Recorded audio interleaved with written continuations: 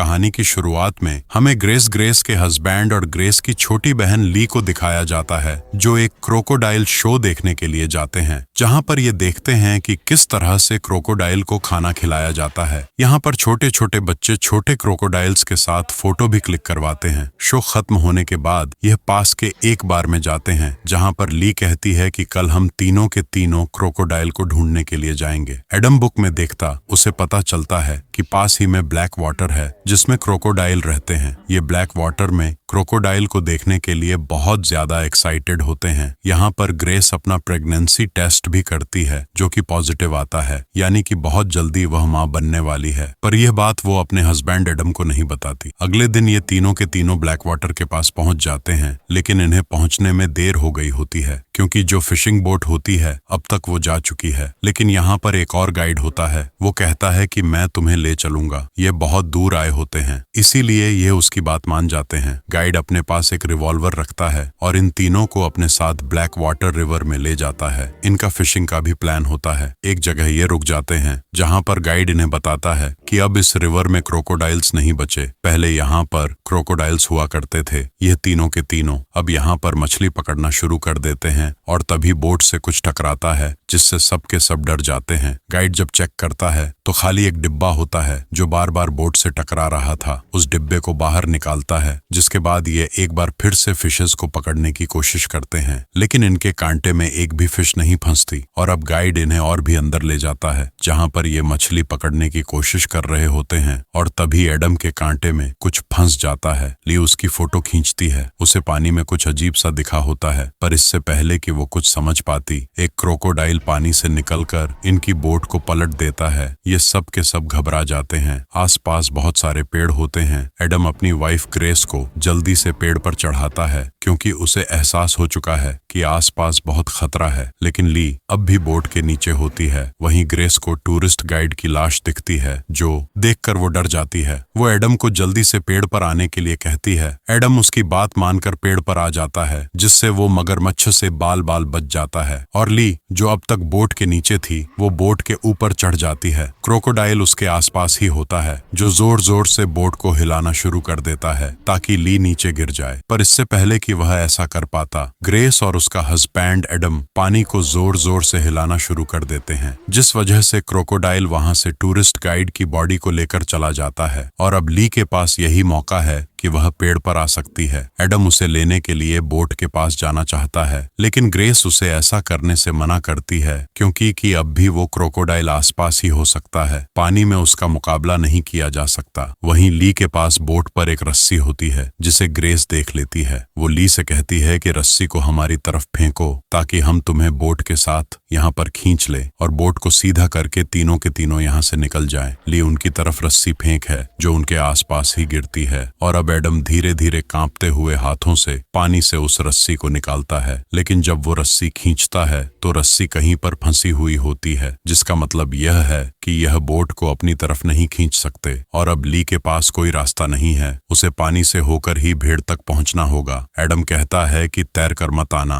अगर तुम तैर कर आई तो पानी हिलेगा और मगरमच्छ तुम तक पहुंच जाएगा। ली इसके बाद ऐसा ही करती है। वह धीरे धीरे पानी में आगे बढ़ना शुरू कर देती है, लेकिन जब वह बीच में पहुंचती है तो बहुत ज्यादा डर जाती है, इसीलिए तैरना शुरू कर देती है। उसकी किस्मत अच्छी होती है कि आसपास वह क्रोकोडाइल नहीं होता, और अब वह अपनी सिस्टर ग्रेस और अपने ब्रदर इन लॉ एडम के पास पहुंच चुकी है। लेकिन अब भी इनकी मुसीबतें कम नहीं हुई, क्योंकि यहाँ से निकल पाना बहुत मुश्किल है। यह ऐसी जगह पर नहीं है जहाँ से आम बोट्स गुजरती हों। ग्रेस कहती है कि कोई ना कोई हमें ढूंढने के लिए आएगा। एडम कहता है कि ऐसा कुछ नहीं होगा, क्योंकि किसी ने हमें यहाँ पर आते हुए नहीं देखा, ना ही किसी को पता है कि हम यहाँ पर आए हैं। इसीलिए यहाँ से निकलने का सिर्फ एक ही रास्ता है। हमें किसी भी कीमत पर उस बोट तक पहुँचना होगा, उस बोट को सीधा करना होगा, तभी हम यहाँ से निकल सकते हैं। लेकिन यह इतना आसान नहीं है, क्योंकि पानी के अंदर मौत इनका इंतजार कर रही है। ग्रेस और ली को अब भी लगता है कि कोई ना कोई आसपास जरूर होगा, इसीलिए वो जोर जोर से चिल्लाना शुरू कर देती है। लेकिन जल्दी उन्हें समझ में आ जाता है कि यहाँ दूर दूर तक कोई भी नहीं है। साथ ही बहुत सारे मॉस्किटोज भी आसपास होते हैं, जिससे मलेरिया डेंगू होने का खतरा है। लेकिन ग्रेस के पास एक स्प्रे होता है, जिस स्प्रे को ये अपनी बॉडी में लगाते हैं, जिस वजह से मच्छर इन्हें नहीं काटते। कुछ देर के लिए इन्हें राहत मिल जाती है ही, जेब में उसका फोन भी होता है, लेकिन पानी में कूदने की वजह से वो डेड हो चुका है। यहाँ पर एडम के पास उसकी जेब में एक चाकू होता है जिसे वो निकाल लेता है और तभी पानी में कुछ हलचल होती है, लेकिन पानी इतना ब्लैक होता है कि ये पानी के अंदर कुछ नहीं देख सकते। ग्रेस कहती है कि हमारे पास यहाँ से निकलने का एक और रास्ता है, क्यों ना हम पेड़ों से होते हुए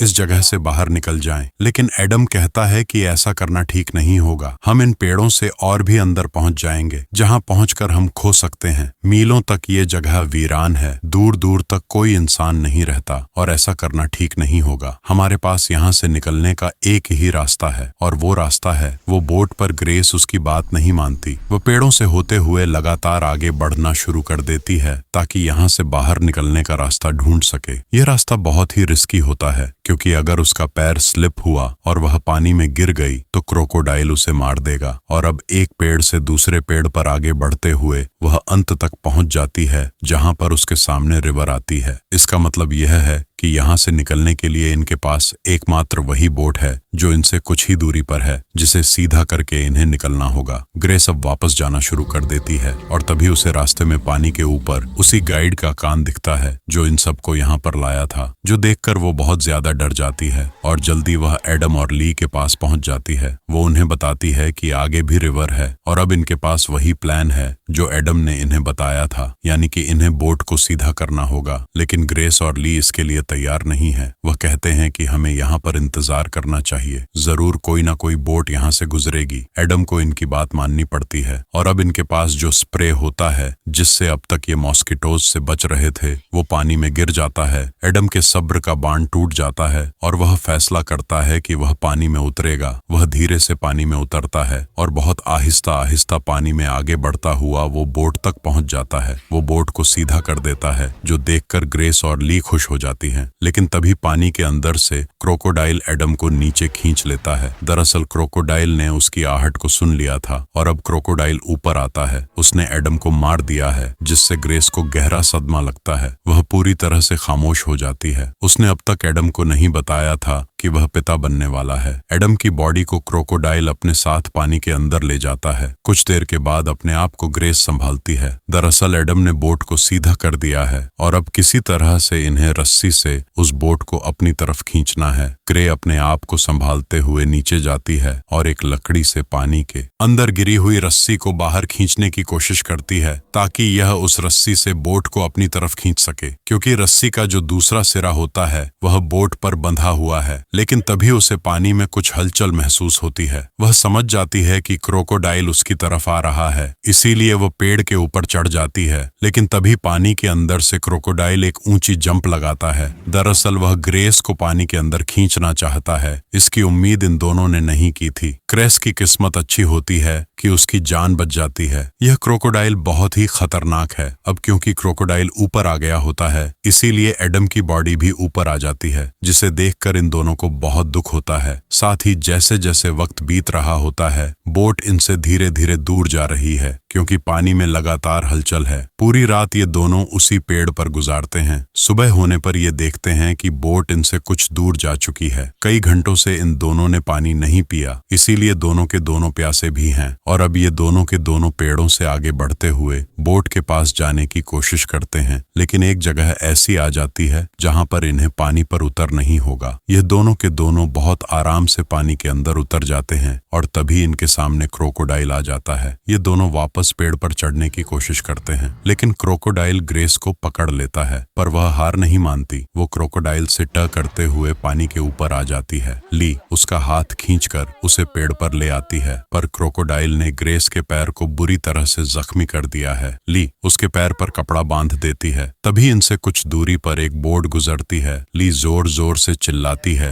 लेकिन इंजन की वजह से वो ली की आवाज को नहीं सुन पाते और वहां से निकल जाते हैं। ली को पता है कि उसे अपनी बड़ी सिस्टर ग्रेस को जल्द से जल्द यहाँ से निकालना होगा, क्योंकि उसके पैर से बहुत ज्यादा खून बह रहा है और अगर उसे मेडिकल फैसिलिटी नहीं मिली तो उसका बचना नामुमकिन है। और अब वह अपना दिल पक्का करके पानी के अंदर उतर जाती जाती है। धीरे धीरे वो बोट के पास जाती है और बोट के ऊपर चढ़ जाती है और अब क्रोकोडाइल भी वहां पहुंच चुका है, जो उसके ऊपर हमला करने के लिए खुद बोट के ऊपर आ जाता है, जिस वजह से ली को पानी में कूदना पड़ता है, जिसके बाद क्रोकोडाइल उसे पानी के अंदर खींच लेता है। कुछ देर के बाद उसकी आंखें खुलती हैं। वो देखती है कि उसके सामने गाइड की डेड बॉडी पड़ी है। वो खुद भी जख्मी है, लेकिन वह जिंदा है। उसकी किस्मत अच्छी थी कि अब वो बच गई। दरअसल क्रोकोडाइल का जब पेट भरा होता है तो वह अपने शिकार को मारकर यहाँ पर छोड़ देता है। उसे लगा होगा कि ली मारी जा चुकी है, लेकिन ली अब भी जिंदा होती है। उसे पता होता है कि गाइड के पास पिस्टल है। वो उसकी पिस्टल को निकालती है, जो कीचड़ लगने की वजह से जाम हो चुकी है। सबसे पहले वो गन को साफ करती है और इसके बाद वह एक हाथ का इस्तेमाल करके पानी हिलाती है ताकि क्रोकोडाइल वहां पर आ जाए और वह उसे शूट कर दे। क्रोकोडाइल उसके पीछे से आता है। ली को पता चल जाता है। वो उस पर फायर करना चाहती है, लेकिन उसकी किस्मत उसका साथ नहीं देती, क्योंकि पिस्टल एक बार फिर से जाम हो चुकी है और अब उसे अपनी जान बचाने के लिए पानी में भागना पड़ता है। क्रोकोडाइल भी उसके पीछे होता है और अब क्रोकोडाइल उसे मारने वाला है। वो बार बार पिस्टल के ट्रिगर को दबा रही होती है। पिस्टल जाम है,